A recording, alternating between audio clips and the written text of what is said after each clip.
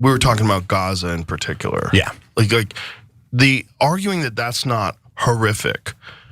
And if you're a human being and you recognize that there are human beings that are subjected to that government, just like you're subjected to ICE, you're subjected to Homeland Security, you're subjected to the cops.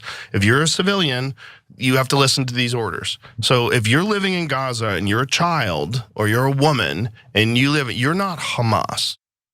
So Dave Smith went on the Joe Rogan Experience. And between the two of them, they actually had quite a bit to say about Gaza.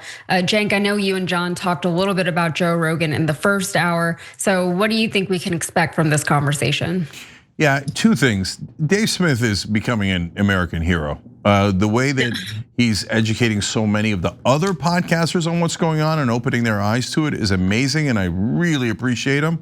So they're gonna say some things that you couldn't have imagined broadcasters saying just 3 years ago here in America.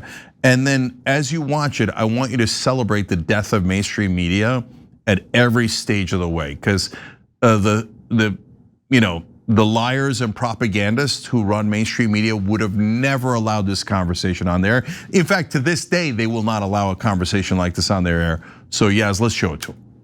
Absolutely, yeah. So we're gonna hear more from Joe Rogan. Apparently he has been seeing a lot of horrific images coming out of Gaza, and he has some thoughts and some feelings about it.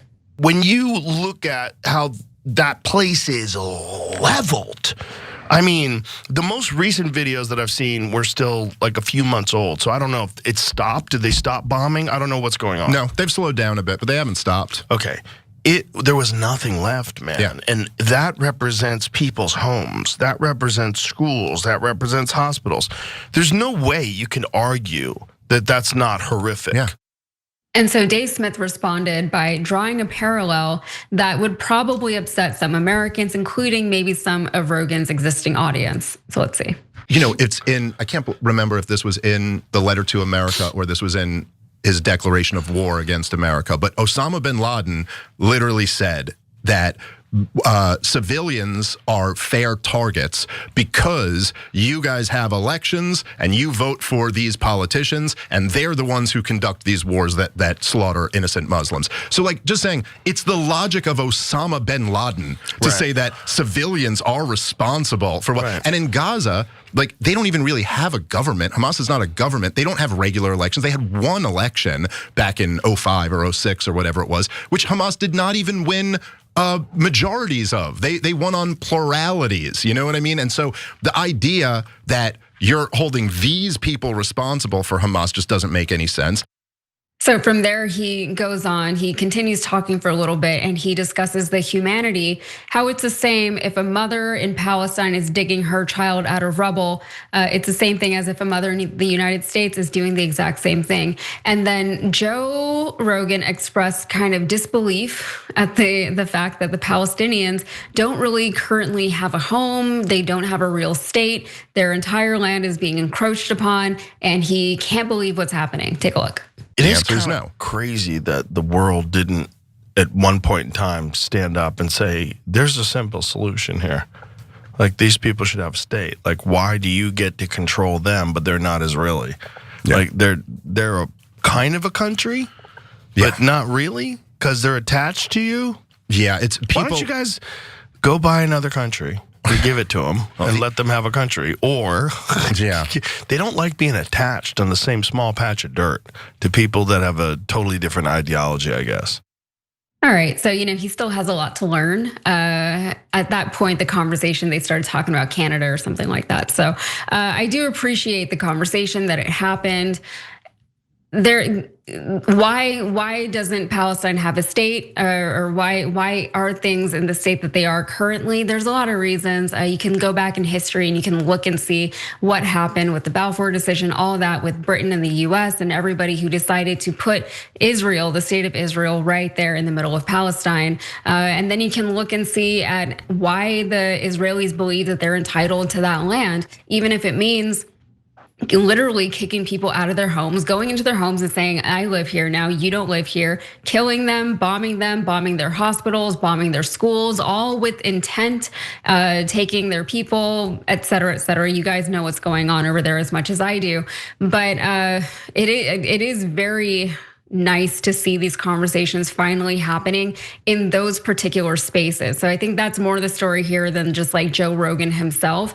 The fact remains though that, however I feel about him or any of us feel about Joe Rogan and the things that he's said and done in the past, if you want to blame him for where we are today, the fact of the matter is that he is still highly influential. So if he's at least talking about these things, at least those conversations are getting to people who watch Joe Rogan and say, don't watch the Young Turks.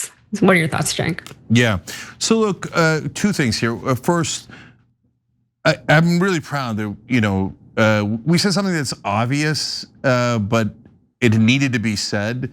And now you're seeing the fruits of it. So we told you, don't blame Jewish people. This has nothing to do with religion. This is a foreign government, and all governments try to gain advantage through other governments, through all the machinations, intelligence, et cetera, right? So, and here is Dave Smith, who is Jewish American, like trying his hardest to save the country and doing a hell of a job doing it, right? I don't know that anybody has had as much of an effect as Dave Smith has had. You could argue Tucker Carlson and I hope some of us on the left helped as well. But I mean, and that's the beauty of America. I was born Muslim, I'm an atheist now. Dave was born Jewish, Tucker was born Christian, Rogan was born Christian, whatever, right? But we're all Americans and we care about this country. I think as this war becomes more and more of a disaster, as the country wakes up to the reality that Israel controls our politicians, people are gonna get angrier and angrier. I think the fact that Dave Smith, Glenn Greenwald, Robert Greenwald, Ben Cohen, Jeff Cohen, and go on for hours, those guys were so pivotal in trying to protect America from Israel, is going to make a huge difference in bringing down ethnic hatred and religious hatred in this country. And so I appreciate him on so many grounds. And here he is, Rogan is the largest podcaster, and all you gotta do is start a conversation on this, and then guys like Rogan start to see it. Now that brings me to my second point, which is that in the past I used to go so frustrated, and even to this day I try against it, right? But I do get frustrated when there's the gaslighting and when people can't see things that I view to be obvious. Like the most frustrated I've ever been is not anywhere near now, it was about 20 years ago during the Iraq War, now 23 years ago. I mean, I would scream at the top of my lungs if some of those clips are still online, like, because everyone was gaslighting about, Iraq is in our interest, Iraq is gonna go great, the Iraq war is wonderful, and it's for America, and support the troops, and if you don't, you love Saddam Hussein, and weapons of mass, all this nonsense, right? And so I'd get so frustrated at the people who believed it. But now I realize, only after a quick 23 years or so, that guys, media is everything. So if someone is watching Fox News now and they're like a boomer who's a right winger, all they're gonna hear is about how great the war is going and how Donald Trump is a hero. And Israel is our greatest ally. They really don't have anything to do with this war. So those guys, they literally don't know anything about what's actually happening. They don't know that this war is 100% for Israel. They don't know that they have bribed almost all of our politicians through campaign contributions. They never even heard that. On the left wing side, that was also true all the way up till very, very recently, right? And even still some normie Democrats are like, no, Cory Booker is a wonderful man. He doesn't represent Israel at all. He's just genuinely outraged that people are criticizing Israel and AIPAC. And he just wants to fight for AIPAC because they happen to agree, not because they gave him, what was it, $6.5 million? But why did they think that? Because they were watching MSNBC. And MSNBC is also a steady stream of partisanship, and let's be honest, lies. They tell them, no, Cory Booker and the Democrats and Chuck Schumer. These days they're too embarrassed to say Chuck Schumer, but Hakeem Jeffries, all those guys, oh my God, they're looking out for Amy Klobuchar, they're looking out for you, right? And so how are those people supposed to know that that wasn't true? They only know what the media they're consuming is telling them. So what's beautiful about online media, and why I said what I said when Trump got elected, was I'm like, I hate Trump. I fought against it for a decade straight. Damn it, we lost. But at least mainstream media is starting to be defeated, and I have some optimism in that. Why? Because of this. Exactly what you're seeing here, right? Where Dave Smith, an independent podcaster who supported Trump, goes and talks to Joe Rogan, an independent podcaster who supported Trump in this last election. But by the way, Rogan supported Bernie Sanders back in 2016. They get together and they're like, let's tell our audiences reality. Gaza was utterly destroyed. Of course it was a genocide. They leveled the place. And why are we helping them level the place? And he has the most important question that Rogan asked there. And yeah, I wish he knew more, right?